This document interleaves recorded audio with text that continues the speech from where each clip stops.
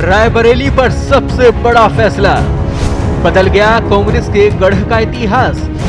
सोनिया गांधी की सीट पर मिला उत्तराधिकारी, कांग्रेस ने खेला सबसे बड़ा दांव। लोकसभा चुनाव में यूपी की रायबरेली और अमेठी सीट पर कांग्रेस ने अपने पत्ते खोल दिए हैं। कांग्रेस नेता राहुल गांधी को इस बार रायबरेली से उतार दिया गया है, जबकि अमेठी से प्रियंका गांधी नहीं बल्कि के.एल. शर्मा को चुनावी मैदान में उतारा गया है। दोनों नामों की दावेदारी पर पार्टी ने गंभीरता से विचार किया और अंतिम रूप दिया है। हालांकि सवाल अब भी ये है कि प्रियंका गांधी के नाम का ऐलान किसी भी सीट से क्यों नहीं हुआ। क्या वे सिर्फ प्रचार तक ही सीमित रहेंगी? बता दें कि अमेठी से बीजेपी की सांसद स्मृति ईरानी एक बार फिर से चुनावी मैदान में है, जबकि रायबरेली से बीजेपी ने एक बार फिर से दिनेश प्रताप सिंह पर भरोसा जताया है। दिनेश 2019 का चुनाव हार गए थे। 2019 में रायबरेली से कांग्रेस नेता सोनिया गांधी ने जीत हासिल की थी। वहीं सांसद सोनिया गांधी की प्रतिनिधि के.एल. शर्मा 2 दिन से जिले में डेरा डाले हुए थे। रायबरेली के साथ अमेठी की भी दौड़ लगा रहे थे। फिलहाल अमेठी की लड़ाई इस बार रोचक हो गई है। 2014 और 2019 में अमेठी सीट पर राहुल गांधी और स्मृति ईरानी के बीच चुनावी मुकाबला देखा गया था।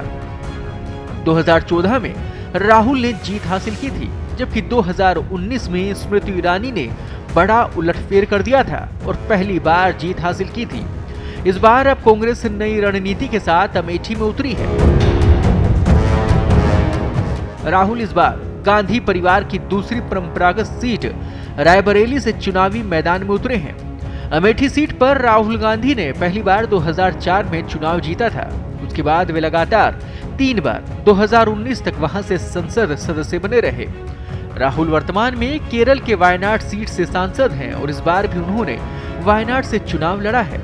वहां दूसरे चरण में वोटिंग हो गई है। वहीं किशोरी लाल शर्मा को सोनिया गांधी का करीबी माना जाता है। वो अब तक रायबरेली में सांसद प्रतिनिधि के रूप में जिम्मेदारी संभाले हुए हैं।